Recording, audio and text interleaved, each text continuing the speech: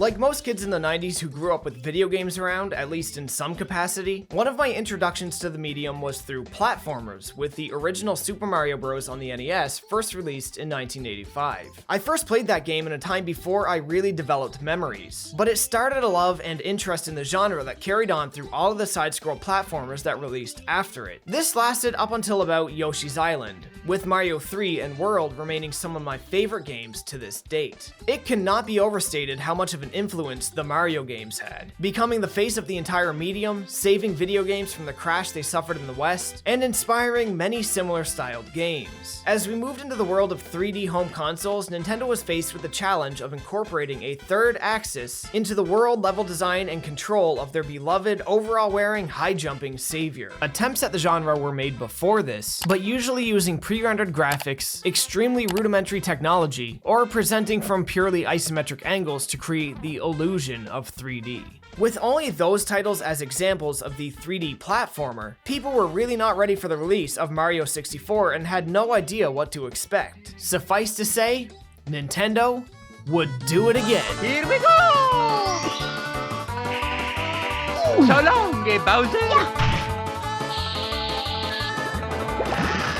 Nintendo revolutionized the genre and brought it gracefully into the third dimension in a way that left their competition a distant speck in their rearview mirror. Mario 64 set the stage and raised the bar on what a 3D platformer should be, and anything that didn't follow suit with it was simply not good enough. At least, this was the general consensus among gamers and critics. For me, this was a time when I fell off with Mario games. I loved the old style of platforming, the speed and precision required to beat each level, the numerous power-ups, the timers encouraging you to zip to the end of the stage and train yourself to approach each challenge with an acrobatic flair. The mission approach and open areas of Mario 64 didn't really do anything for me. My interests in the genre were left behind in pursuit of the shiny new thing, the third dimension. However, I won't disparage the game for its advances. It just advanced into something I didn't care about at the time. But 1996 was the year when everything changed, and Mario 64 established a legacy that altered the genre seemingly for time immemorial. Mario 64 would be considered a timeless classic and one of the all-time best. It would get re-released digitally on multiple systems throughout the years, receive a unique version on the Nintendo DS, and eventually be included as part of the Mario 3D All-Stars pack for the Nintendo Switch. Most people, however, missed its multi-platform re-release in 2003. This version was a little less polished, a little more edgy, and to me, a whole lot more fun. But it was also curiously renamed to Vexx. And yes, that entire 3-minute intro segment about the history of Mario and Mario 64 was just to set up calling Vexx a port of Mario 64. But the history lesson does bear importance here, as Vexx owes a lot of its identity to Mario 64, in addition to a few other platformers from the time. Banjo-Kazooie and Tooie and Ratchet & Clank being two other main sources of inspiration. So today on Tarks Gauntlet, we're taking a look back at one of my favorite 3D platformers, Vexx. What it is, how it plays, what it could have been, and how players and critics reacted to it at the time of its release. This is my retrospective on Acclaim Entertainment's Vexx, one of the most ambitious platformers to ever enter development, and one of the most by-the-numbers platformers to come out of it. Ladies and gentlemen, this is Vexx.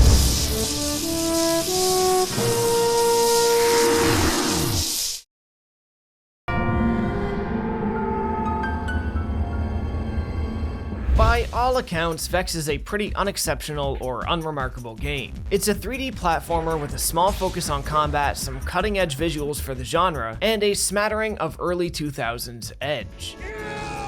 The story only progresses a couple times throughout the game, but the universe they built for it, typically expanded upon through journal entries collected during gameplay, really stokes the imagination and leaves you wanting to explore it more. The game focuses on our main character, Vexx, a member of the Valdani tribe who lives on the planet Astara. Only we meet Vexx at a time of crisis for his people. Generations back, a tribe known as the Astani discovered the ability to open rifts and traverse another world. But on one fateful day, beasts known as Dark Wraiths spilled through the rift and started wreaking havoc on the land, eradicating most of the Astani and eventually paving the way for a dark overlord known as Yabu to come through and stake claim over Astara. As our story begins, Yabu's wrath descends upon the Valdani people, leading to many casualties and Vexx's enslavement. But Vexx is the hero of the story. Of course, he wasn't going to take that lying down, or standing up for that matter. He just wasn't gonna take it. So Vexx takes a mission in the dark of night aboard Yabu's ship, when by chance he discovers the Astani war talons stowed away. The talons react to his presence and fuse to his hands, becoming his most instrumental tool in getting to and defeating Dark Yabu to free his people and the planet. From here, Vexx meets an elder creature named Darby. The two team up in pursuit of a common goal: to take down Yabu. Darby informs Vexx that in order to get to Yabu, the rift to the other world must be sufficiently powered up to the tune of 60 gathered and deposited Wraith Hearts, not all too different from stars or moons in a Mario game. Thus, Vexx has a mission, and his quest begins. The question now is, how do we go about fulfilling this quest?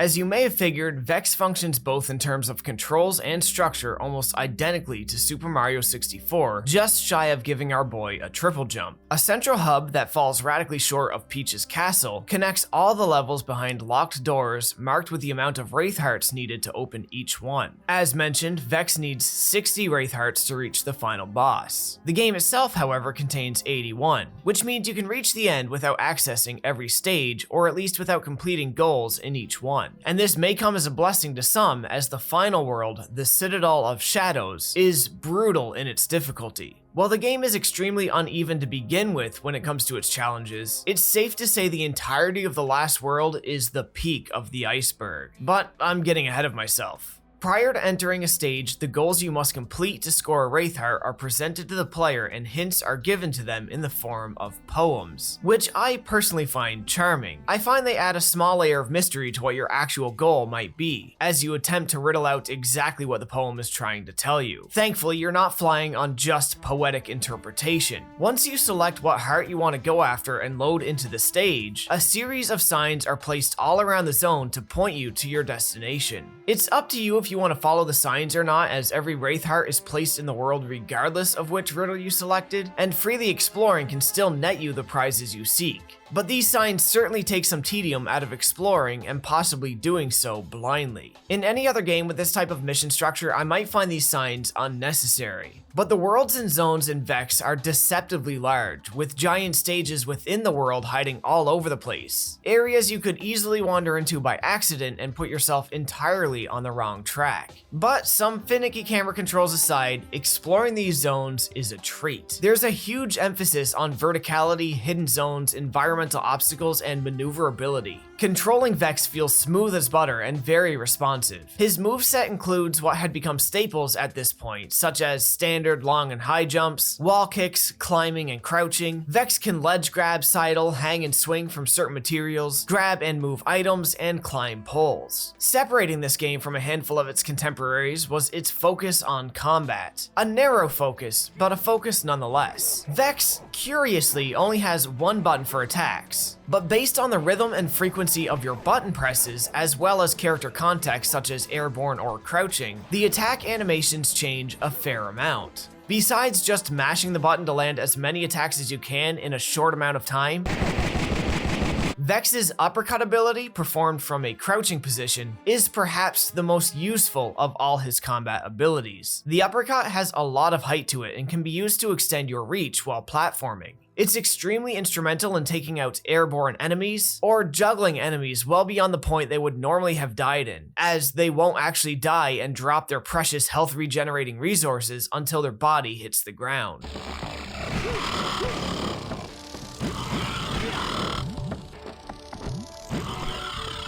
Juggling, as the game calls it, becomes immensely useful beyond the halfway point of the game, where they finally introduced the Yabu's Guards enemies, giant, hulking, orcish-looking creatures wielding archaic instruments of war. These guys are not as easily incapacitated by Vexx's flurry of punches as most of the game's other, somewhat paltry enemy variety, but they're no match at all for Vexx's quick juggling circus trick. Lastly, Vexx harnesses a sort of energy blast ability, where he can fire energy blasts from his gun gauntlets after powering up this meter here through regular combat. It's powerful enough and effective, but I don't personally find it very satisfying to use, so I often ignored it. With all of this to work with in your controls and the power of the consoles at the time, the developers had a lot of freedom to stretch the creativity of their mission objectives. And it's here where I feel Vexx really shines. I've always been one to find variety as the spice of life, and the quest objectives here evidence that notion entirely.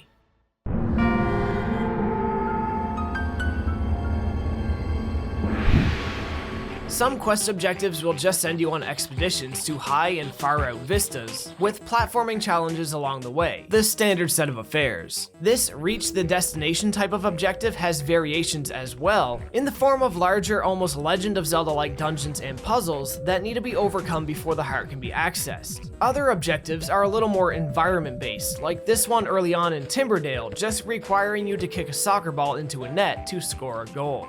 It's football, not soccer. Oh, excuse me. Or this multi-step one in the manor where you need to play and win a game of Breakout. But prior to being able to do that, the console and television both need to be powered on. A lot of quest objectives also have recurring mechanics, such as the Verse Your Demons quests. These are small minigames that harken back to Mario Party or Crash Bash, where Vexx is pitted against clones of himself in timed matches to get the highest score. Each round, the lowest scoring clone is kicked out until only Vexx remains to collect the Wraith Heart. Of course, we have the red and gold coin quest from Mario 64, only now the red coins are 6 soul jars and the 100 gold coins are 100 of these little energy ball things. Occasionally there will also be boss battles, but these are, unfortunately, used very sparingly. As a total product of its time, and man do I miss this sort of thing, we have one unique quest whose objective requires you to reference the manual to complete it. Some quests will also require you to discover these unlockable suits to complete, thus allowing you to fly with a wingsuit to your objective or run with a rock and lava suit uninhibited to your goal. Most stages also have a sundial and portal objective.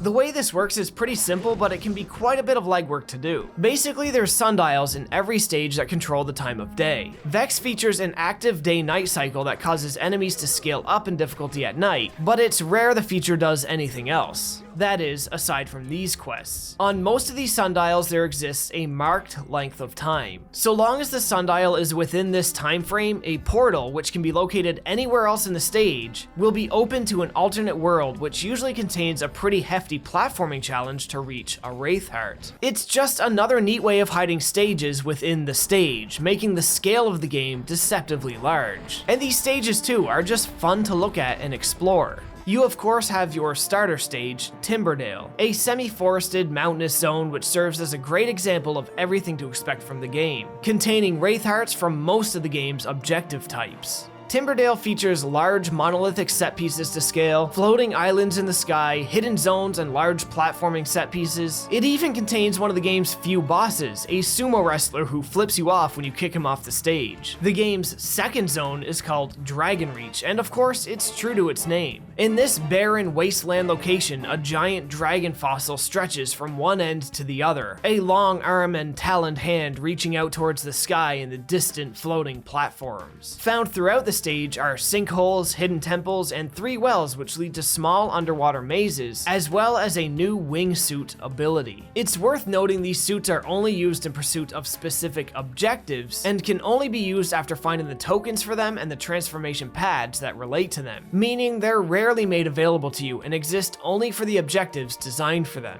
Vexx doesn't exactly have a progression system, so the battle and traversal mechanics you start with will have to carry you to the end of the game.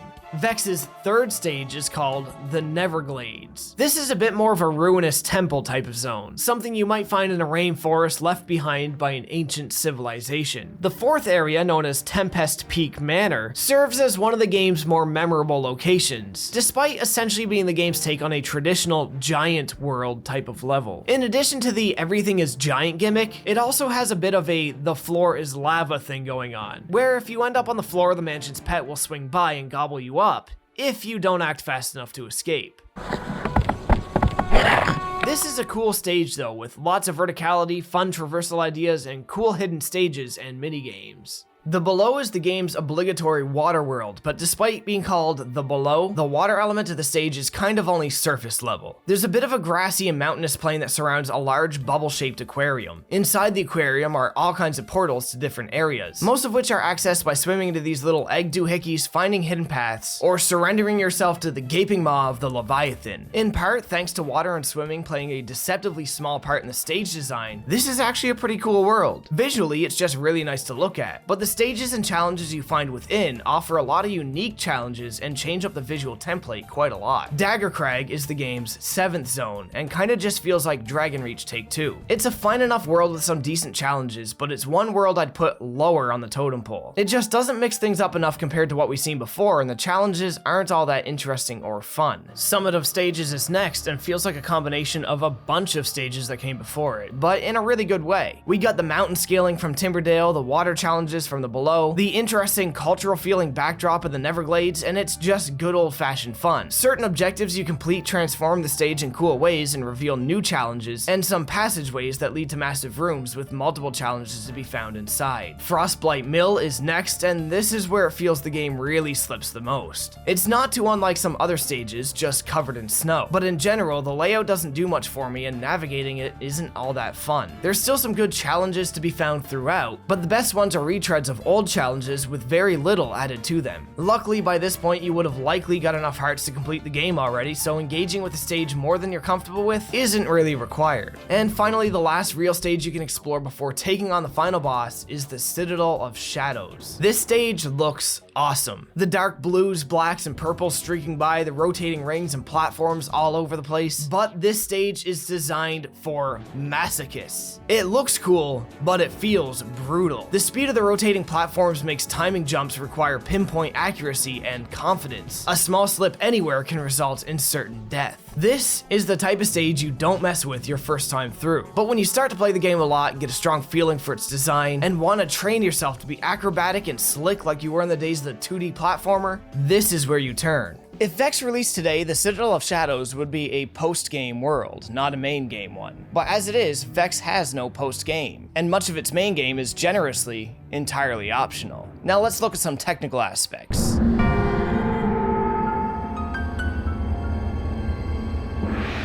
Artistically, I love the way the game looks, even beyond its stages. Vexx himself has a cool design. Edgy as hell, but cool. Like microwaving a spoon to eat ice cream with, it just makes sense. I love how short and stocky he is. It makes him feel tight to control and adds a lot to the feeling of scale in the stages. Enemies are similar in scope and size to Vexx and a little more lacking in design, but the majority of them still feel distinct enough and interesting to look at. And they just make the coolest sounds when they die. There is one character design though that I don't mind, actually I'd even say I enjoy it given what it harkens back to for me, but it sticks out like a sore thumb. And that would be Rhea, who makes her on-screen debut at the midpoint of the game. She arrives to give Vexx some guidance when the story reaches a pivotal moment, and are those nipples? Yes they are. I mean, of course they are, why wouldn't they be? But hey, I'm no prude, I really don't mind. Her design reminds me a lot of classic fantasy art, like something you would find in the pages of a heavy metal comic book. I used to peruse these comics all the time when I was younger, for obvious reasons they grabbed my attention. These comics were always sealed up in those little plastic bags in the local comic book shop where I grew up, and I wasn't old enough to buy them. But I'm older now, baby! But when I say she sticks out like a sore thumb, I mean she sticks out. Outside of this moment, Vexx feels as if it appeals to a light teen demographic, just beyond the E for everyone rating. But the game wasn't intended to throughout its whole design. It was meant to be a tad more mature, but we'll get into that later. The soundtrack to the game feels very distinct to Vexx and kind of to the genre as well. It's not loaded with bombastic tunes to platform to, but more like backdrops that reflect the environment and the exploration elements you'll be engaging with. It's fairly easy listening and cinematic in nature, just not something you'll hear in the background of a million random gaming videos on YouTube. No earworms us content creators can shove down the throats of future generations. Sound design feels great in the game, honestly exceptional for the time, and the performance is solid enough that I wouldn't feel a need to fault it. There's a few areas where things slow down a little bit, especially if you get a lot of enemies in one place, but for the most part, it's really good for the era. It's also a fairly clean experience. While bugs do exist,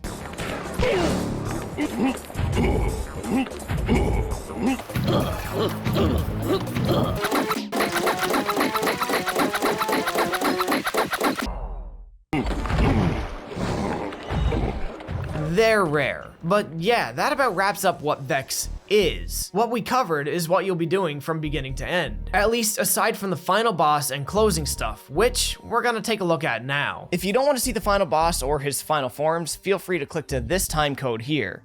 But it's not really very much of a spoiler.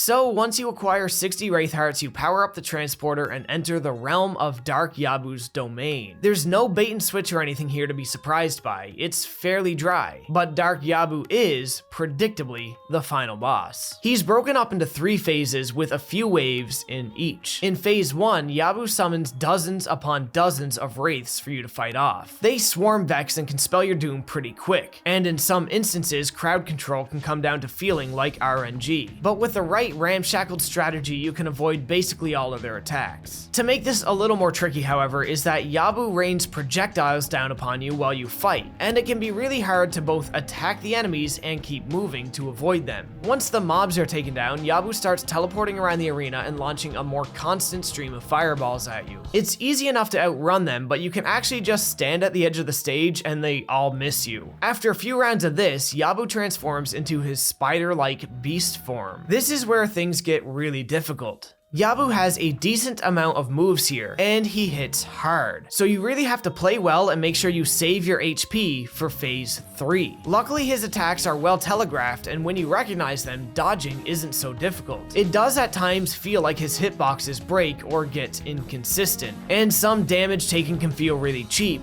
but perseverance is key. The real issue with this fight is that it's hard to tell if you're doing the right thing. Feedback to your attacks is simply not well telegraphed. To win this phase, you need to be quick-footed and confident. Yabu will try to lunge at Vexx, and at that moment you want to avoid his attack and land one of your own on his head, stunning him. Once stunned, a quick uppercut under his jaw should flip him over onto his back, which of course reveals the glowing weak spot for massive damage. Repeat this cycle a few times and you're on to round 3. Round 3 is a little more environment-based as Yabu transforms the arena, but ultimately comes down to a game of energy ball tennis, not all too unlike what you might find in a Legend of Zelda game.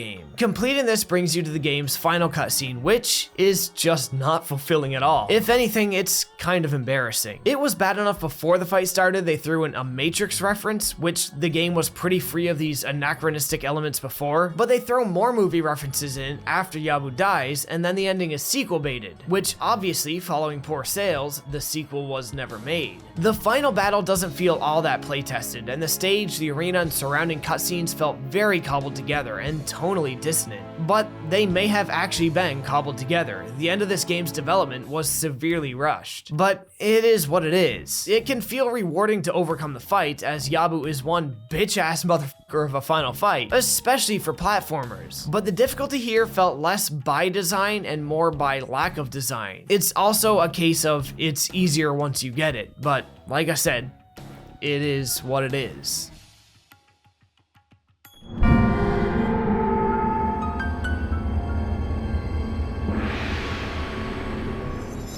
So, that's Vexx.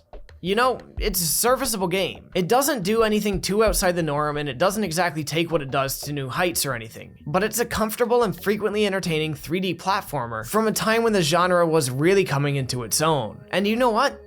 That's good enough. I love Vexx how it is. Maybe aside from the ending. It's an easy game to turn on and just start a new file in. It's a great comfort game. It's more of the elements I like about 3D platformers executed with enough gusto to draw me in and keep me there. And though I still didn't love Mario 64 following this, I like to think Vexx helped me form a bridge to enjoying it at least a little bit more on subsequent attempts. It is an unremarkable game, sure, but I never found it hard to enjoy. Is there unenjoyable stages or challenges here and there? Yeah, but you're the master of the universe here. You control your playthrough. You can have fun with Vexx from start to finish and avoid all the stuff in it you don't like. It's pretty easy. And I find myself wondering, when did this stop being enough? Nowadays, Vexx is either remembered fondly or forgotten. It doesn't usually feel like there's much in between. Though granted, those who did forget often remark how they just didn't think the game was great upon being reminded of it. But the reasons for this are usually nebulous at best, or simply that there may have been better things around at the time. That because the game was unremarkable,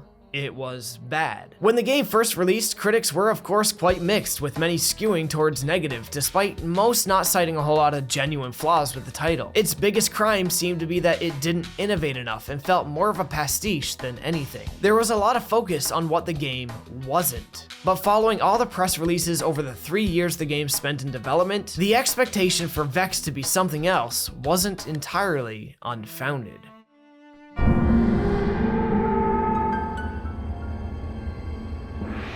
When Acclaim Studios Austin started work on Vexx, it wasn't their intention to just make a Super Mario 64 clone with light combat elements. If anything, their ambitions were incredibly far-reaching for the era. While prototypes of Vexx's early builds exist, sadly none have been dumped that are old enough to reflect their initial vision. So all we have to go on for information here is early demo impressions from tech shows, reports on screeners given to the gaming press, and Acclaim's own statements on the features of their upcoming title. Vexx had a rather troubled development from a design perspective. Not only was the engine challenging to build and optimize using old Turok tech, but they had a killer of a time making a mascot character that would engage the audience. And with the many redesigns of the character, gameplay mechanics would have to change. One early design had the players controlling a duo called Clip and Mischief. This idea was canned a year and a half into development, feeling too derivative of their main inspirations and not quite landing the gameplay they wanted. From here, they got to work on what would become the main character,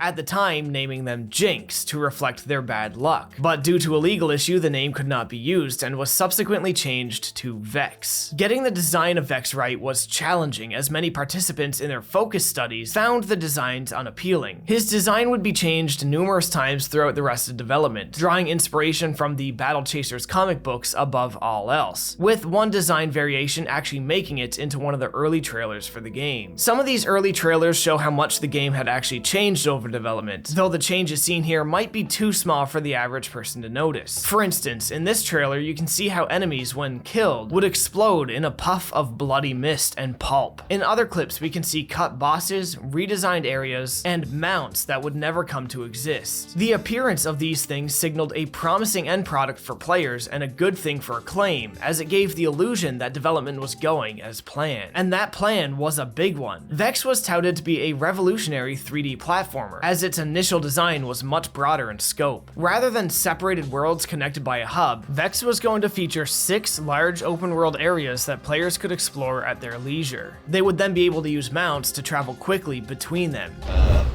So this game was significantly bigger than what you eventually got. At the very beginning of development, we ended up, there was a philosophy of kid in a candy store, if you see a level, you can go there. And so every single one of these worlds, which are now all separated into one world at a time, there were actually 3 simultaneously.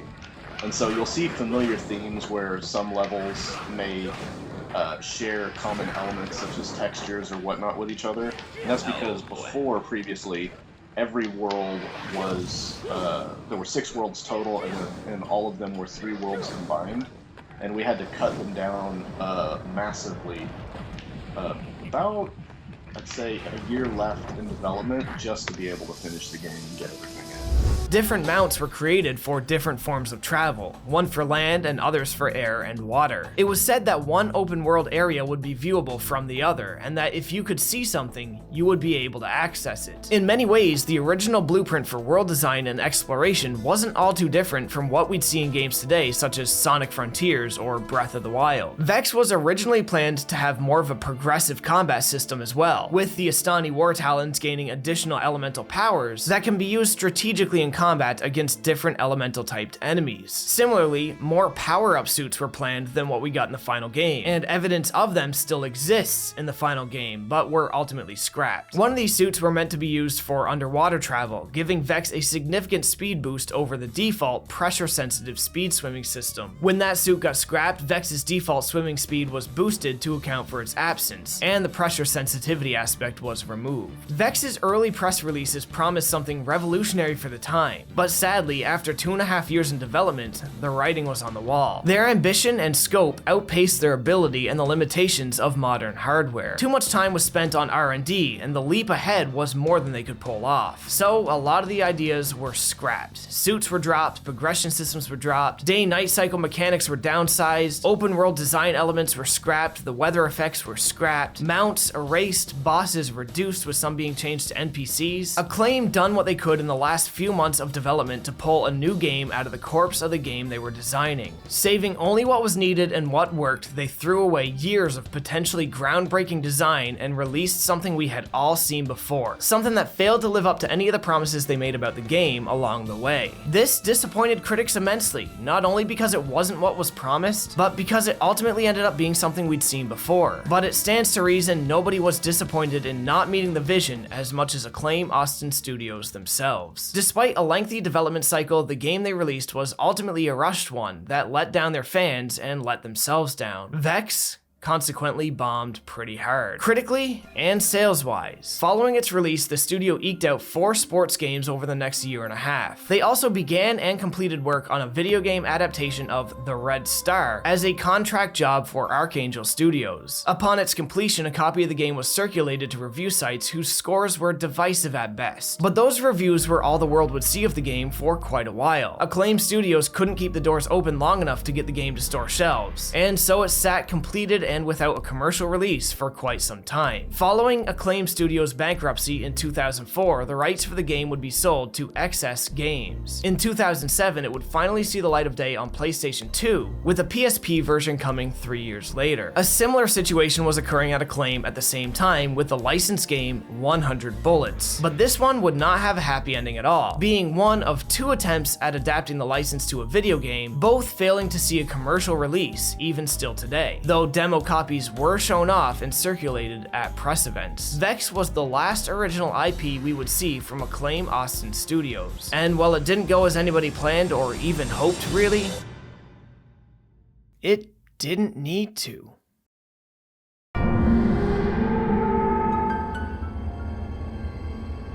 Well, it's easy to look at Vexx and lament the things that it could have been and what it's not. But I don't play the game of what it's not quite the same way other people do. What it is, the sum of its parts, is a Frankenstein's together jumble of salvaged ideas from obvious inspirations, but brought to life in a way that is distinctly Vexx. And maybe I'm just an old man waxing nostalgic about a game I found comforting growing up, or maybe I'm in denial. But even now, it's a game I enjoy revisiting, and a game I think does hold up remarkably well. A game I think that, well, yes, wasn't groundbreaking or even all that extraordinary, didn't get its due credit at release. Is it so wrong for a game to just be a solid and fun time? Need every game be groundbreaking or exceptional in some way? Had everything gone to plan, Vexx would have undoubtedly been hailed as somewhat revolutionary, and critics likely would have been much kinder to it, but it also would have been a game that I could see aging far worse than the Mario 64 clone that we got, possibly even an embarrassment to go back to. Vexx was unremarkable, and though that was an arrow to its Achilles heel at the time, I'd argue it was for the best in terms of revisiting it today. And that about brings what I wanted to say about Vexx to a close. A little bit of an unceremonious end, I know. I don't really have any grand statements to make about this game in closing. I just wanted to talk about a game I enjoy because I enjoyed it. Well, I guess. A lot of times these days, games are either regarded as the best there is or the worst, with very little in between. If people do recognize a game as being somewhere in between, they're treated as if it's not really worth any time or discussion. But that's something that I would disagree with. And by all means, I encourage people to be a little more open-minded about those quote-unquote average experiences. The world might not love Vexx. The world might not love a lot of average games, but that certainly doesn't mean you wouldn't. Vexx was unremarkable, and I love it. And that's all there is for today, folks. So, as always, like, comment, subscribe, share the video if you can, blah, blah, blah. Thanks for watching.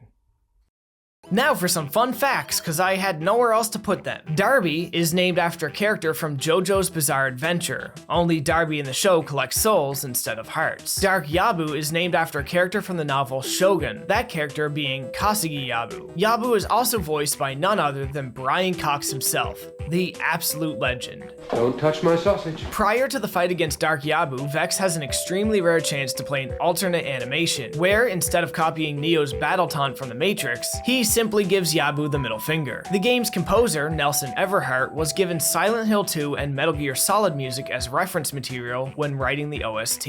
Horns were added to the design of the Puggle enemy after a glitch in playtesting made it impossible not to notice how unintentionally phallic the creature looked. The Skinks enemies were lightly inspired by Vivi from Final Fantasy IX. The console featured in Tempest Peak Manor was a blend of the original Xbox and the Nintendo 64. It was made this way to avoid copyright and to not have to change the console in each version of the game, depending on the platform it was being played on. And that's all I got for fun facts with Tarks Gauntlet today. I'll see you guys all on the next episode, and as always, thanks for watching.